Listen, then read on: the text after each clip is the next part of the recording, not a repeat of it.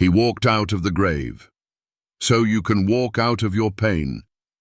John 11:25. I am the resurrection and the life. If Jesus never rose from the grave, your pain wins, your depression wins, your guilt wins, your shame wins. But if he did rise, and he did, then no tomb can hold you either. That empty grave isn't just history.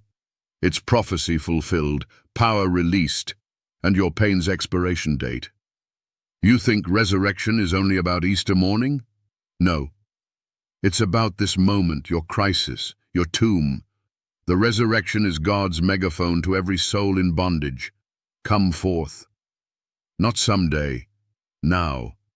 Jesus didn't say, I was the resurrection. He said, I am. That means he still is. That means he's talking to you.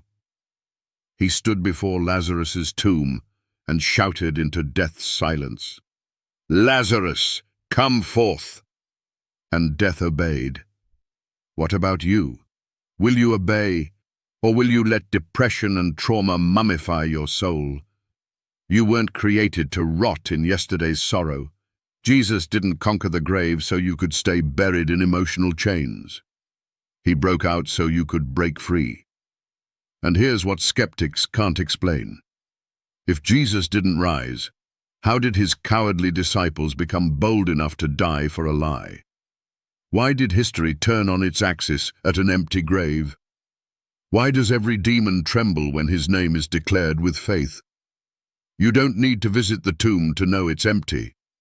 You only need to look at the millions who were dead in sin, but now walk in victory. So what's your tomb? Addiction? Abuse? Religion? Religion without power is another tomb dressed in gold. Imams preach rules. Priests hide behind rituals. Pastors avoid the supernatural. But Jesus walks into graves and pulls out the dead. That's not religion. That's resurrection. Jesus didn't come to renovate tombs, he came to empty them. And when he calls, the dead don't negotiate. They walk out. Because resurrection is not about effort, it's about surrender. When Jesus says, come forth, your only job is to move, even if you're still wrapped in grave clothes.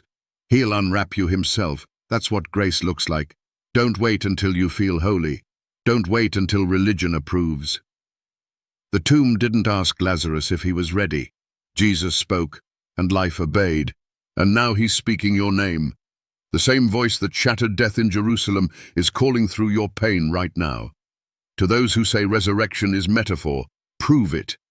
If Jesus didn't rise, explain the unstoppable spread of the gospel, explain the transformation of murderers into martyrs, prostitutes into preachers, slaves into saints.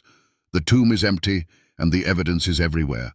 And to those who think their pain is too great, look again. The stone has already been rolled away. The grave has already been defeated. You're not stuck because death is strong.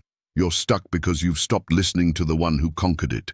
You don't need another motivational speech. You need resurrection, not just for your afterlife, but for this life. And his name is Jesus. Not Allah, not Buddha, not your pastor, not your pain. Only one said, I am the resurrection and the life. And he proved it with blood, nails, and an earthquake that shattered the gates of hell. So here's the question. Will you stay in the tomb you've normalized, or will you answer when the resurrection himself calls your name? He walked out of the grave, so you can walk out of your pain. And if you don't believe it, prove the tomb isn't empty. Prove your chains are stronger than his scars. Prove that death wins. Because until you do, you're out of excuses. And he's still calling.